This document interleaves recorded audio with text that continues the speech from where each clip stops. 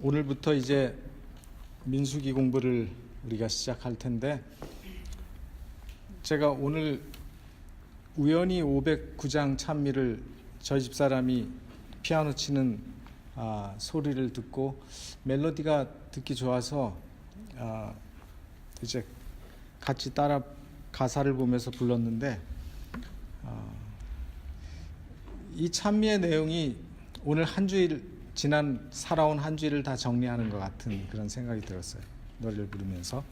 그 다음에 사실은 민수기를 이제 우리가 앞으로 공부를 할 텐데, 어쩌면 민수기의 주제가와 같은 찬미가 되겠다 하는 그런 생각을 했습니다, 부르면서. 하나님의 인도하심과 하나님의 도우심이 계속 우리를 따라다니는 그 찬미의 가사가 참 우리에게 은혜스러운 찬미라고 생각을 합니다.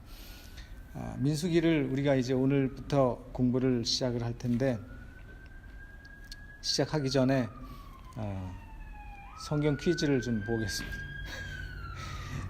제가 지금 얘기하는 이야기들이 성경 어디에 나오는지 맞춰보세요. 가나안을 정탐한 12 정탐꾼 얘기.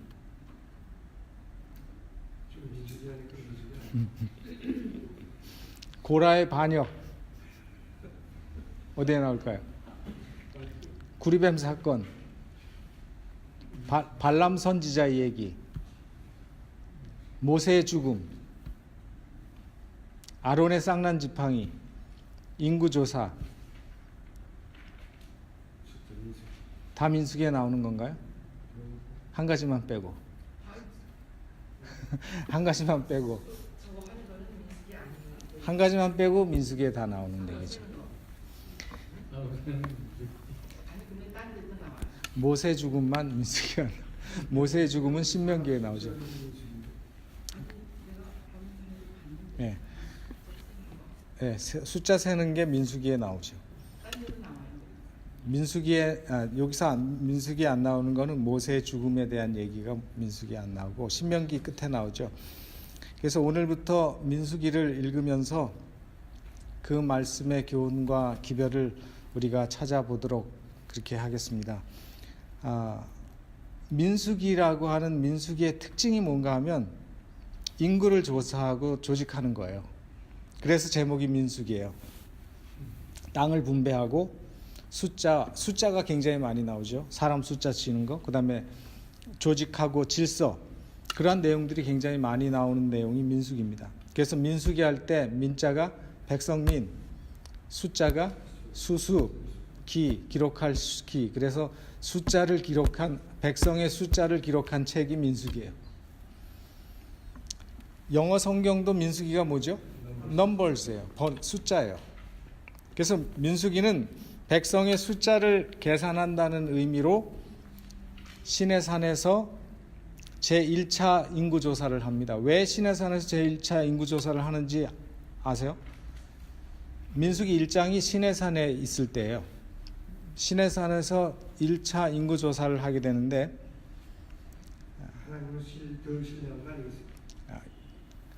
인구조사하는 이유는 거기 민수기 1장을 읽어보면 싸움에 나갈 만한 숫자를 이렇게 헤아리는 거예요. 그래서 이제 왜 하나님께서는 그때 가나안 정복을 준비하신 거예요. 그래서 군사에 나갈 사람들을 생각하시고 숫자를 시도록 하셨죠. 그 다음에 두 번의 인구조사가 나오는데, 민수기에는 26장에 가면 이제 가나안에 들어가기 직전에 모압 평지에서 2차 인구조사를 하게 됩니다. 그래서 민수기가 그 인구조사하는 내용들이 두 번에 걸쳐서 아주 굉장히 조직적으로 나오기 때문에 이 민수기를 민수기라고 그렇게 부르게 됐죠. 민수기 1장 1절부터 4절에 있는 말씀을 우리가 이제 첫 시간에 한번 펴서 읽어보시게 되길 바랍니다. 이스라엘 자손이 애굽 땅에서 나온 후 제2년 2월 1일에 여호와께서 시내 광야 회막에서 모세에게 일러 가라사대, 너희 이스라엘 자손의 모든 회중 각 남자의 수를 그들의 가족과 종족을 따라 그 명수대로 계수할지니 이스라엘 중 20세 이상으로 싸움에 나갈 만한 모든 자를 너와 아론은 그 군대대로 계수하되, 그렇죠? 매 지파에 각기 종족의 두령 한 명씩 너희와 함께 하라. 이렇게 이제 계수, 인구조사에 대한 말씀을 하나님께서 하십니다.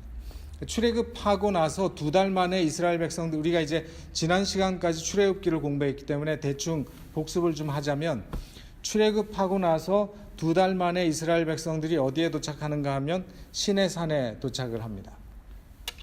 시내산에서 이 이스라엘 백성들은 하나님의 율법을 받고 또 성소를 짓기 위한 모든 식양과 모든 이 하나님의 설계도를 다 들은 다음에 시내산에서 그들이 거의 1년을 머물게 됩니다. 그 1년 머물고 있는 동안에 성소도 짓고 성막의 모든 기구들을 완성하게 되는 것입니다.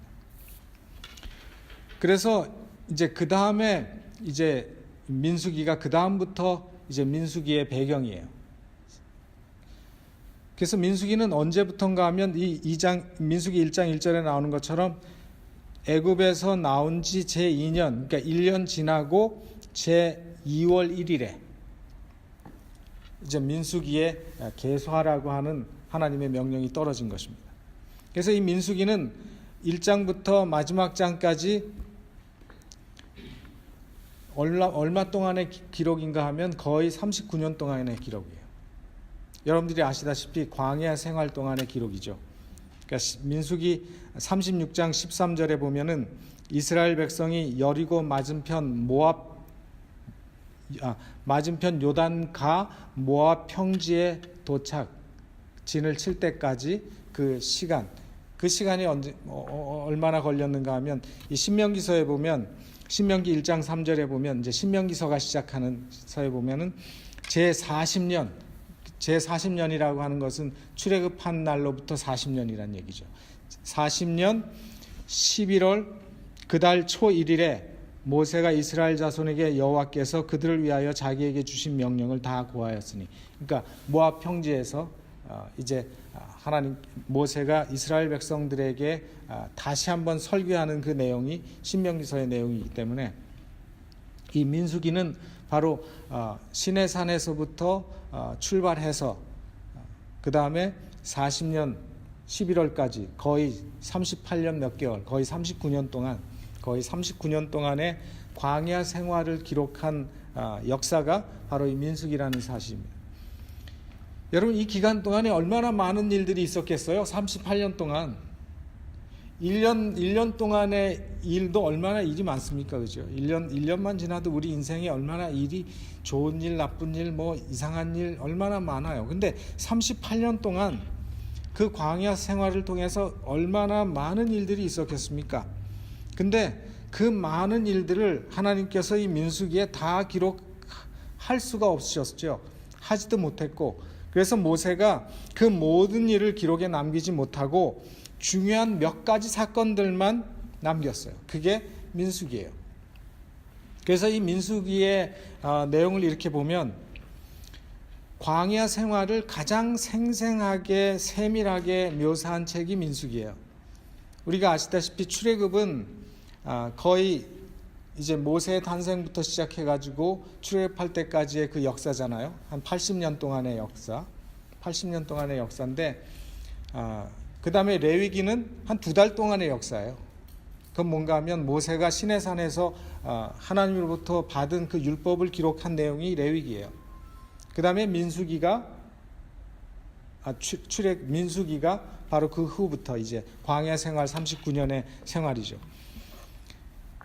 근데 출애굽기하고 우리가 지난 시간까지 출애굽기를 공부했기 때문에 제가 이렇게 민수기를 이제 준비하면서 민수기를 이렇게 읽으면서 출애굽기하고 다른 점을 한 가지 발견했어요. 중요한 점인데 다른 한 가지 발견했는데 그게 뭐냐면, 그 중요한 하나의 터닝 포인트가 뭐였느냐 하면 시내산에서 하나님으로부터 율법을 받은 후하고 받기 전하고의 하나님께서 이스라엘 백성을 취급하시는 그 방법이 다르다는 걸 제가 발견했어요.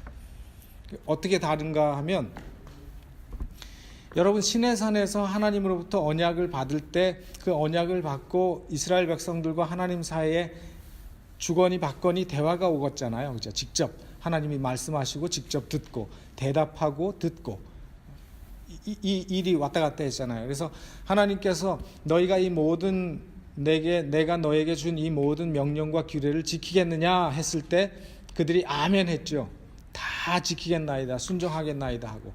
그래서 그들이 시내산에서 뭐가 이제 체결이 됐는가 하면 하나님의 백성이 되고 하나님은 이스라엘 백성들의 하나님이 되는 그 언약 관계가 체결이 됐죠.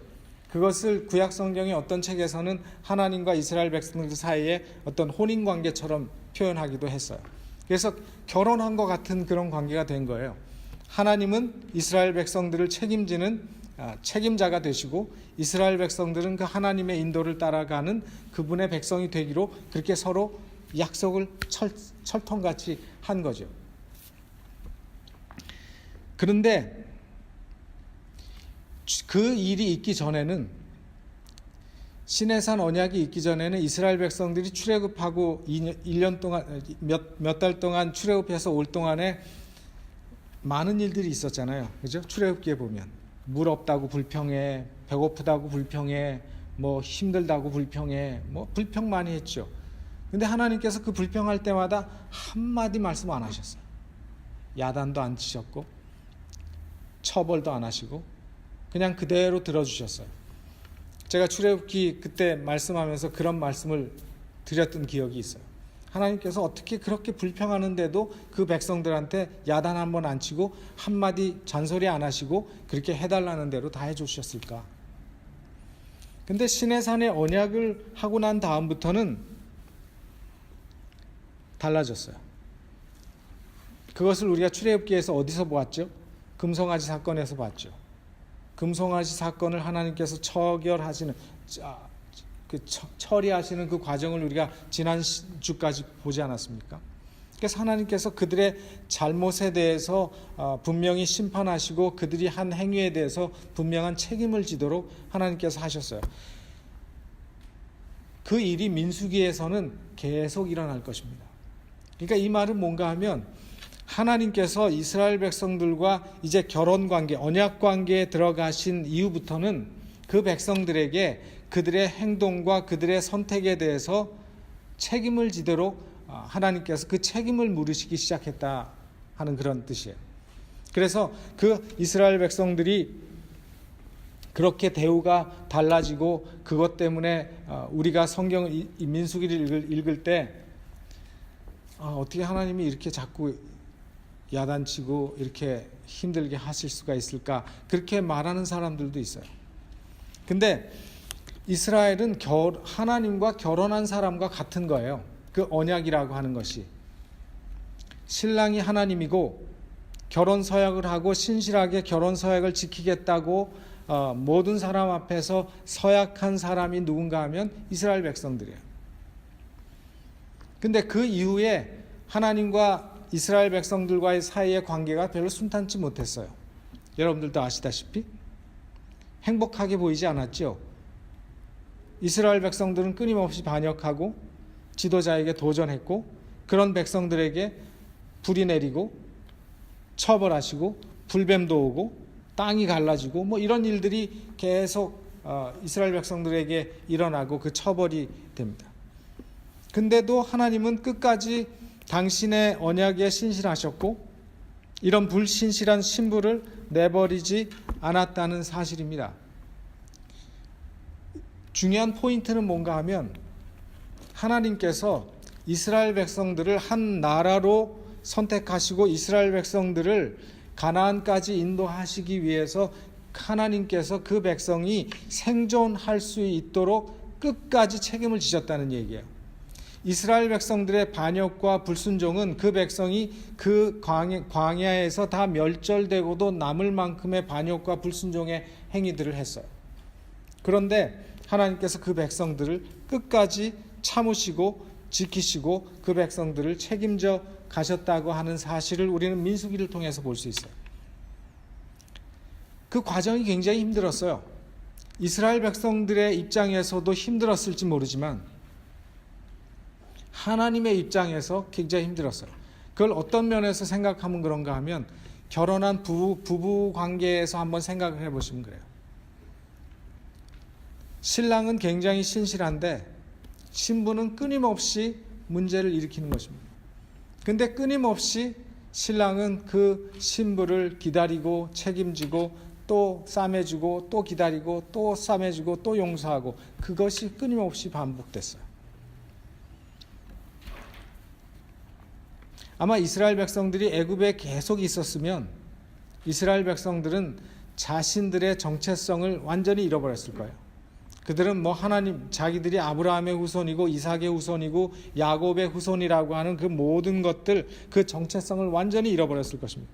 그리고 스스로는 절대로 가나안에 들어갈 수 있었을까요, 없었을까요? 절대로 못 들어갔을 거예요.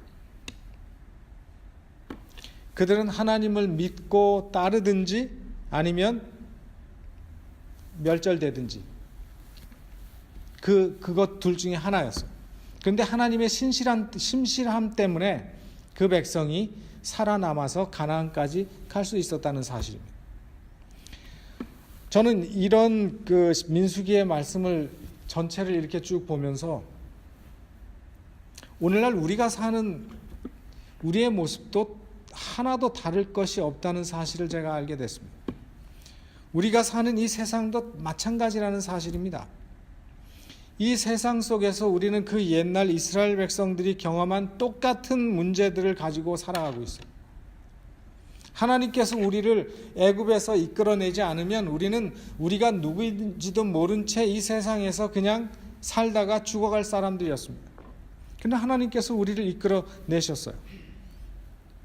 우리도 이 영적인 광야 생활을 살아가면서, 신앙생활을 하면서 이스라엘 백성들이 가졌던 똑같은 문제들을 가지고 삽니다. 우리도 불순종하고, 우리도 신실하지 못하고, 우리도 충성하지 못하고, 우리도 딴 신을 섬기고, 다른 것이 좋다고 따라가고, 우리에게 더 나을 것이 하나도 없다는 사실을 우리 스스로가 인정해야 될 필요가 있습니다. 그렇기 때문에 저는 이 민수기를 읽으면서 이 민수기가 실제로 이 세상에서 우리같이 이런 하나님 앞에 진실하지 못하고 신실하지 못하게 문제를 가지고 살고 있는 우리들을 위해서 너무나 큰 복음의 말씀이 이 속에 있다는 사실을 저는 깨닫게 되었습니다. 그래서 이 말씀은 출애굽기의 말씀처럼 말세를 살아가는 우리들의 말씀인 것입니다. 이 광야 생활을 하는, 이 영적인 광야를 통과하고 있는, 지금 영적인 가나안을 향해서 가고 있는 오늘 우리들의 이야기가 바로 민수기의 이야기예요. 그래서 이 민수기는 어떤 내용을 담고 있는가? 여러분, 민수기는 몇 장까지 있는지 혹시 기억하세요? 이건 중요한 거 아니지만 민수기는 창세기는 50장, 출애굽기는 40장, 레위기는 36장 맞아요. 레위기는 27장, 민수기는 36장, 신명기는 몇 장이요? 신명기는 34장. 그래서 꽤 모세오경이 길죠. 근데 이 내용을 잘 파악하기 위해서 민수기를 많은 신학자들이 읽고 또 읽고 읽고 또 읽고 읽고 또 읽고 성경을 자꾸 반복해서 많이 읽으면 그 성경의 내용이 머릿속에 이렇게 들어오거든요. 그것도 한 번 읽고 한 달 있다가 한 번 읽고 이런 식 읽는 거 말고 계속 반복하는 거 있죠. 오늘 읽고 내일 읽고 또 계속 하루 앉은 자리에서 여러 번 읽고 이렇게 성경을 읽으면 그 내용이 어느 정도 이렇게 파악이 되거든요. 근데 많은 신학자들이 이 민수기를 잘 파악하기 위해서 성경을 그렇게 많이 읽고 구분하게 되는데, 그 많은 신학자들이 민수기를 구분한 그 구분을 보니까 크게 두 개의 구분이 있어요. 첫째는 뭔가 하면 우리 교회 코멘타리가 이 첫 번째 구분법을 따랐는데, 민수기에서 어떤 전환점, 터닝 포인트가 되는 중요한 큰 사건을 중심으로 해서 민수기를 3등분했어요. 딱 크게 3등분했어요. 그렇게 성경을 보면 그렇게 3등분이 나와요. 제가 여러분들에게 지금 보여드리는 게 우리 바이블 코멘타리에 나오는 그 3등분이에요. 아주 중요한 터닝 포인트가 되는 큰 사건을 중심으로 해서 이 민수기를 세 부분으로 나눴어요. 첫째는 뭐냐면 진군 준비입니다. 아까도 말씀드린 것처럼 하나님께서는 시내산에서 이스라엘 백성들하고 언약을 체결한 다음에 거기서 성소에 대한 모든 것을 지은 다음에 바로 정탐꾼 보내고 그 다음에 가나안을 정복하려고 하셨어요. 40년 동안이나 기다리려고 하지 않으셨습니다. 하나님의 처음 목적은 그거였어요. 그래서 진군 준비를 하는 것입니다. 출애굽에서 나온 출애굽 1세대들. 그래서 요 내용은 뭐냐면 1장부터 12장까지인데 약 2개월 동안의 기간이에요. 시내산을 떠나서 가데스 바네아까지 그들이 가는 그 기간 동안에 일어난 얘기가 바로 12장. 가데스 바네아에서 무슨 일이 일어났는데요? 13장이 정탐꾼을 보내거든요. 아주 중요한 사건이죠. 그리고 정탐꾼 사건 때문에 이스라엘 백성들이 다시 광야로 들어가는 그런 어떤 터닝 포인트가 되잖아요. 그래서 이런 큰 사건들을 통해서 첫 번째 구분을 했어요. 그래서 이 1장부터 12장까지는 애굽에서 나온 이스라엘의 1세대들이 가나안 정복을 위해서 지금 준비하는 것입니다. 하나님께서 인구 20세 이상 군사로 나가 싸울 만한 사람 숫자를 세고 이제 조직하기 시작하는 거죠. 그래서 이 기간 동안에 이스라엘 백성들은 성막을 다 짓고 시내산에서 출발해서 가데스 바네아까지 이제 도착하게 되는 거죠. 요 1장부터 12장까지가. 그래서 그 내용을 자세하게 보면 1장에는 인구 조사하는 게 나오고 2장에는 너희가 이제 시내산을 떠날 때 어떤 진군 순서로 떠나는지, 누가 제일 먼저 가고 누가 제일 꽁찌에 가는지 뭐 이런 것들을 하나님께서 아주 자세하게 말씀하시는 내용이 나옵니다. 그래서 2장 레위기는 시내산에서 2개월 동안 그 다음이죠. 그래서 시내산에서 1년가량을 그들이 머물러요. 언약하고. 그래서 출애굽기 끝부분은 시내산에 있으면서 그 처음 부분이고 레위기는 그 후부터 이야기죠. 그래서 3장에 보면 레위 지파의 숫자도 조사하고 그 다음에 4장에 레위 지파의 업무가 무엇인지도 하나님께서 규정하시고 5장에 이스라엘 백성들의 모든 부정을 제거하는 것들이 어떤 것인지 말씀하시고 그 다음에 나시린이 서원할 때는 어떻게 해야 한다. 그 다음에 각 지파가 봉헌한 물건들이 있었어요. 그 물건들에 대한 소개가 나오고 또 레위인을 특별히 하나님께서 봉헌하고 그 다음에 시내 광야에서 첫 번째 유월절을 지키는 것입니다. 그들이 시내 광야에서 첫 번째 유월절을 지키고 드디어 10장에서 시내 광야를 출발하죠. 그리고 2개월 동안 그들이 이제 가데스 바네아까지 걸어가면서 불평하고 탐심하는 얘기, 그 다음에 미리암과 아론이 모세에 대해서 도전하는 그런 얘기들이 나옵니다. 그 다음에 이제 13장부터 25장까지가 두 번째 부분인데 이게 이제 13장에 아까 말씀드린 것처럼 정탐꾼을 보내면서 정탐꾼들의 10명의 정탐꾼들이 불순종하고 불신앙으로 말미암아서 가나안 정복이 아주 한참 후로 이제 지연이 되죠. 그 얘기가 바로 두 번째 파트예요.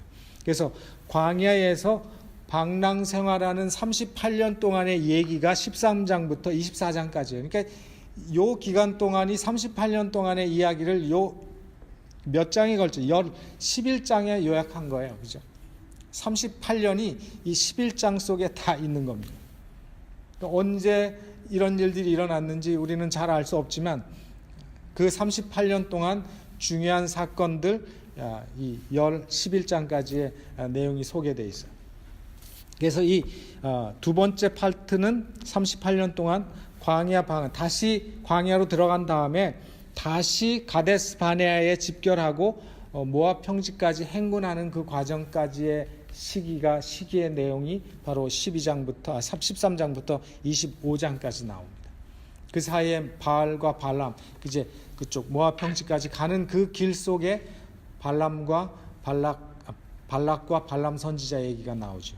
그래서 그런 얘기들이 그런 배경 속에서 나오기 때문에 우리가 이런 것들을 미리 알고 대충 머릿속에 두든지 대충 보면서 성경을 읽으면 훨씬 더 그 내용들을 머릿속으로 그리고 또 기억하기에 좋으실 거라고 생각됩니다. 그래서 13장은 정탐꾼의 정탐과 보고가 나오고, 그 다음에 그 보고를 받고 백성들이 울고 불고 우리가 이제 우리를 죽이려고 여기 데려왔냐 그렇게 하는 그 얘기들이 14장에 나오고, 15장에 다시 한번 제사에 대한 규례가 나오고, 그 다음에 16장에 그런 어떤 위기의 그런 이런 말씀들을 한번 쭉 이렇게 연속선상에서 보면 그런 분위기 속에서 반역이 또 나오고, 또 하나님께서 그 반역을 처리하시고, 17장 아론의 쌍난 지팡이, 그 다음에 다시 한번 18장에 레위 지파의 책임에 대해서 하나님께서 다시 강조하시고, 19장에 정결에 대한 규정, 그 다음에 20장에 모세가 반석을 2번 친 모세의 실수, 그 다음에 21장에 구리뱀 사건, 그 다음에 22장에 발락이 발람 선지자에게 이스라엘 백성들을 저주해 달라고 요청하는 그 얘기, 하나님께서 막으심에도 불구하고 발람이 계속 저주하러 올라가지만 결국 그 입에서 나오는 말은 이스라엘을 위한 축복의 말이 나오고, 24장도 발람의 이야기죠.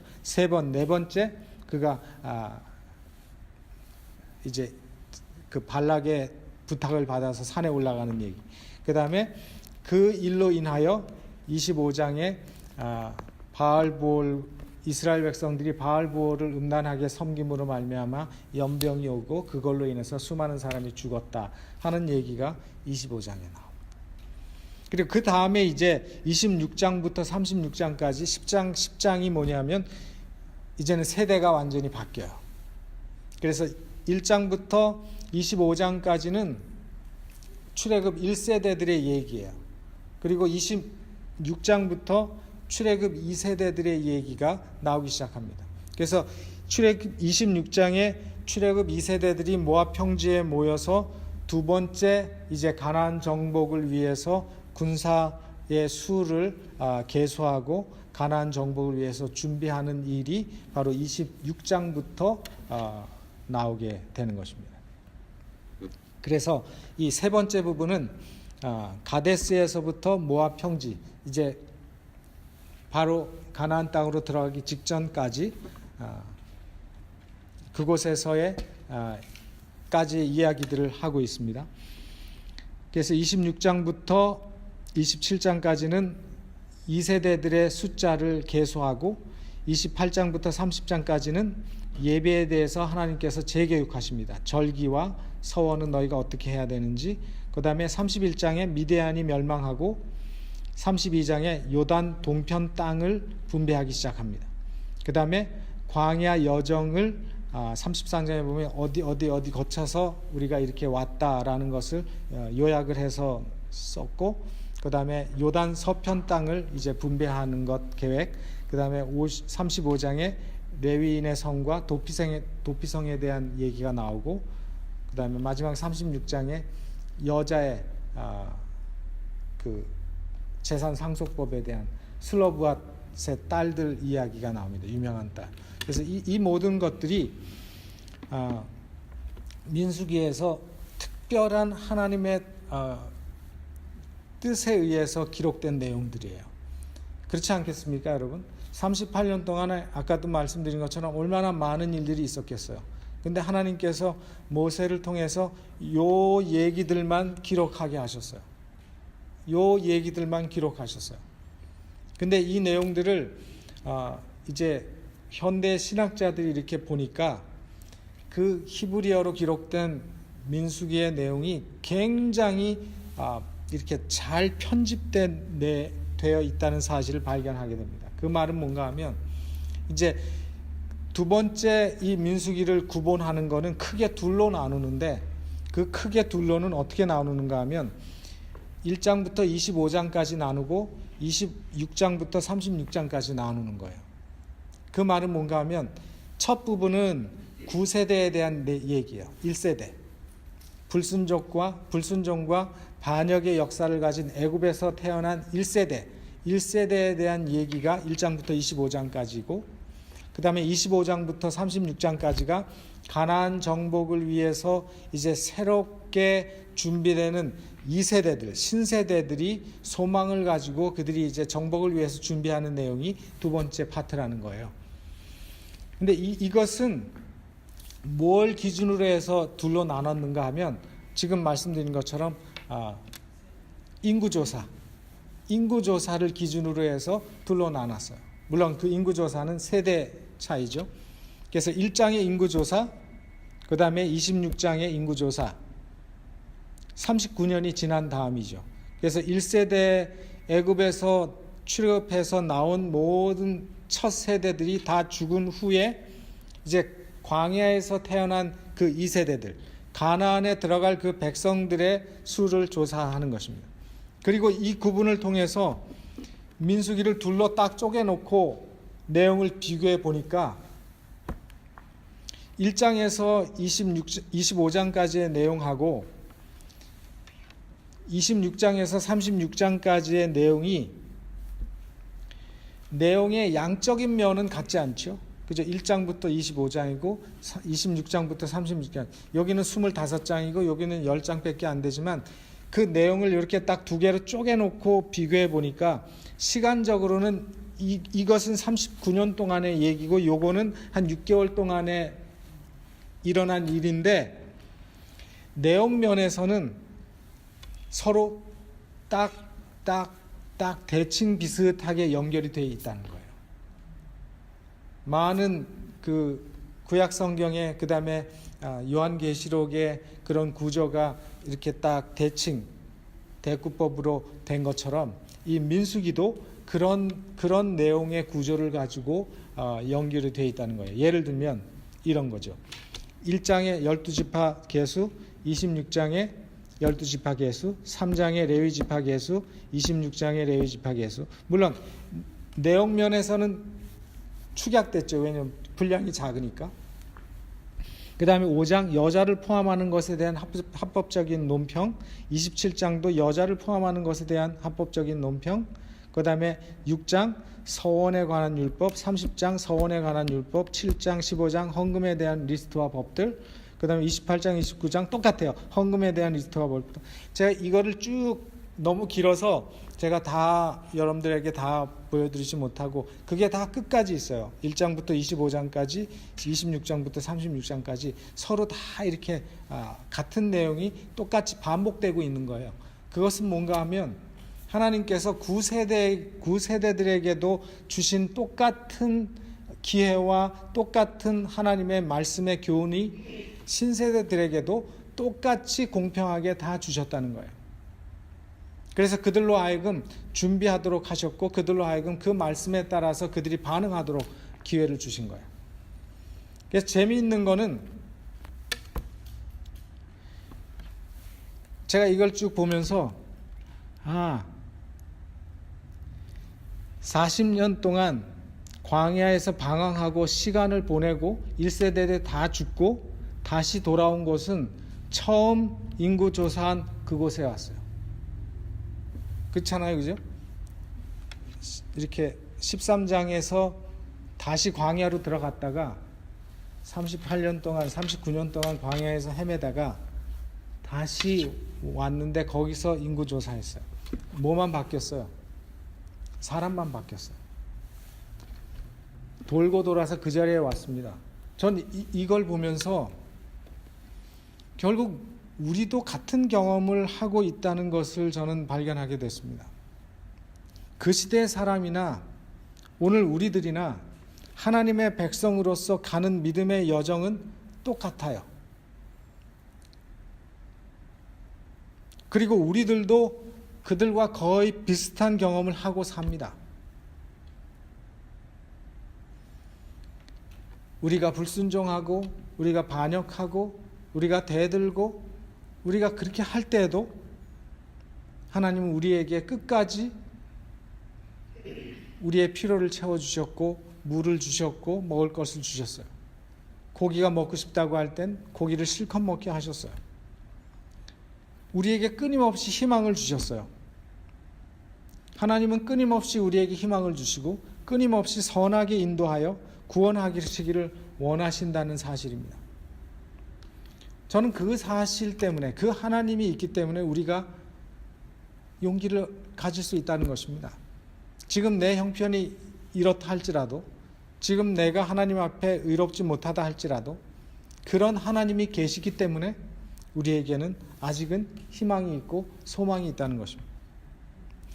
민수기를 통해서 우리가 배워야 할 것이 무엇인가, 제가 찾으면서 부조와 선지자에 있는 내용이 참 잘 요약이 되어 있는 것 같아요. 이스라엘 백성이 겪은 광야 생활의 역사는 세상 끝날에 사는 영적 이스라엘의 유익을 위하여 기록되었다. 이스라엘 백성이 사막의 이곳저곳으로 행진하던 모든 여정과 그들이 당한 배고픔과 목마름과 피곤함 중에서, 그리고 그들을 구원하시기 위하여 당신의 능력을 현저히 나타내신 일 가운데서 하나님께서 광야를 방황하던 이스라엘 백성을 다루신 기록은 각 시대의 당신의 백성들을 위한 경고와 교훈으로 가득 차 있다. 히브리 사람들이 겪은 여러 가지 경험은 가나안에 있는 그들의 약속된 안식처에 들어가기 위한 준비 학교였다. 하나님께서는 이 시대에 사는 그분의 백성이 겸손한 마음과 온순한 정신으로 고대 이스라엘이 겪은 시련들을 자세히 살펴서 하늘 가나안을 위해 준비하는 일에 교훈을 받게 되기를 원하고 계신다. 가나안까지 가는 이 40년의 삶을 들여다보면서 우리의 궁극적인 그 약속의 땅, 하늘 가나안을 향해서 여행하는 우리의 삶에 비추어 보아야 될 직접적인 책이 민수기라는 것입니다. 사람들은 처음에 나오는 그 지루한 인구조사, 또 각 지파의 숫자, 레위인의 숫자, 이런 것들에 지쳐서 민수기에서 재미를 느끼지 못할지도 모르지만, 이 말씀 속에서 우리는 우리 하나님의 은혜와 하나님의 오래 참으심과 우리를 향한 사랑과 그분의 애틋한 마음을 볼 수 있어야 합니다. 그리고 이 말씀을 통해서 우리의 삶을 돌아보고 회개해야 될 많은 것들을 회개해야 할 것이라고 저는 생각을 합니다. 하나님께서는 오늘날 우리의 길도 똑같이 그렇게 인도하실 것입니다. 그들이 준비되지 못하면 하나님께서는 그들을 뒤로 돌리실 것입니다. 그리고 훈련하고 경험하게 하시고 준비되면 다시 그 자리로 오게 하실 것입니다.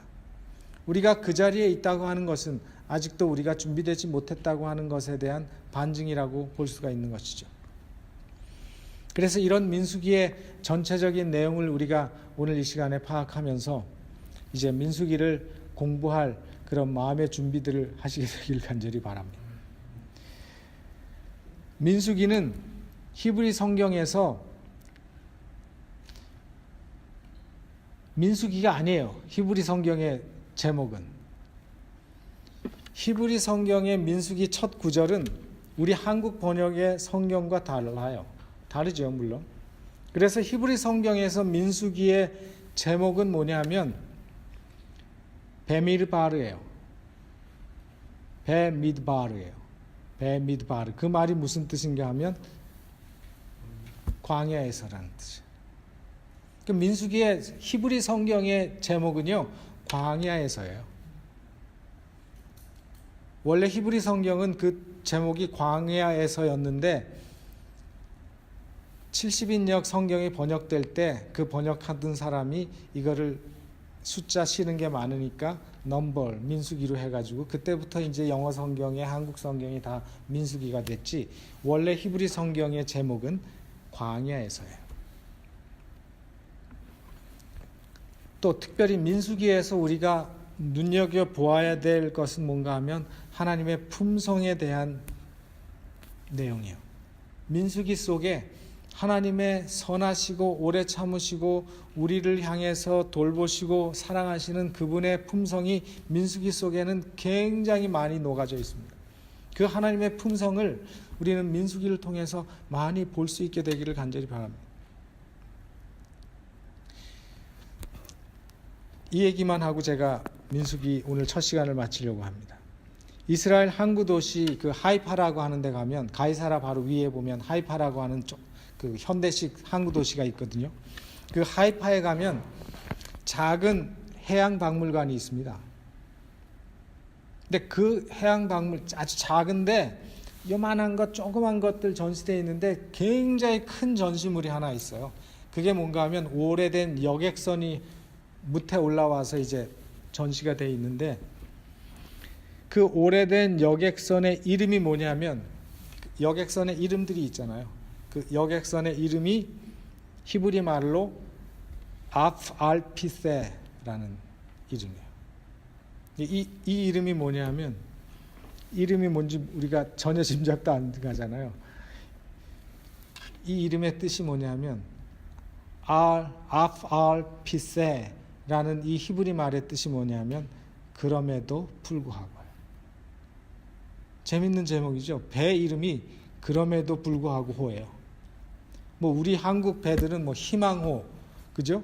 뭐 승리호, 또 뭐 세월호, 뭐 이런 이름을 가지고 있잖아요. 독수리호, 뭐 그죠?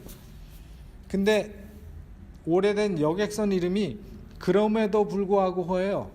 근데 이 여객선은 이 역사를 들어보면 왜 이 배 이름이 그럼에도 불구하고인지 이제 이해할 수 있어요. 이 배는 언제 사용되던 배인가 하면 1930년부터 1940년까지. 그때가 언제죠? 2차 대전 때예요. 유럽에서 유대인들이 학살되기 시작할 그때 유럽에 사는 많은 유대인들이 그런 핍박과 학살을 피해서 피난민들이 새로운 조국 이스라엘로 도망올 때 그 피난민들을 실어 나르던 배예요. 바로 이 배가. 여러분 얼마나 그 피난민들 그때 얼마나 힘든 시간이에요. 그죠? 바다에서도 전쟁이 있고 육지에서는 전쟁이 있는데 정말 안전하게 배가 있는 데까지 오기도 힘들었겠지만 그 배가 유럽에서 유대인들을 잔뜩 싣고 팔레스틴까지 이스라엘 땅까지 무사하게 오는 그 길이 얼마나 힘들었겠어요. 그죠? 얼마나 많은 어려움들이 있었겠습니까? 얼마나 많은 사연들이 있었겠어요. 5만 가지 장애물들과 위험과 방해에도 불구하고 이 배는 수많은 피난민들을 그들의 새로운 조국 이스라엘에 안전하게 데리고 온 배예요. 그래서 이스라엘 사람들이 그 배를 전시해 놨어요. 근데 배 이름이 뭐예요? 그럼에도 불구하고. 이런 위험과 방해와 수많은 장애물에도 불구하고 하나님께서 우리를 구원하셨다는 그들의 신앙이 표현된 그 배 이름이라고 저는 생각해요. 그게 민수기에서 우리가 배워야 될 내용이에요. 우리의 부족함과 우리의 불신실함에도 불구하고 지금까지 하나님께서 우리를 붙잡고 계시고 지금까지 하나님께서 우리에게 은혜를 베풀고 계신 그 하나님께 우리가 감사해야 되지 않겠습니까? 그리고 이 하나님이 우리를 어떤 문제와 어떤 장애물이 있다 할지라도 우리를 능히 구원하실 수 있는 하나님이 되심을 우리가 믿어야 하는 것입니다.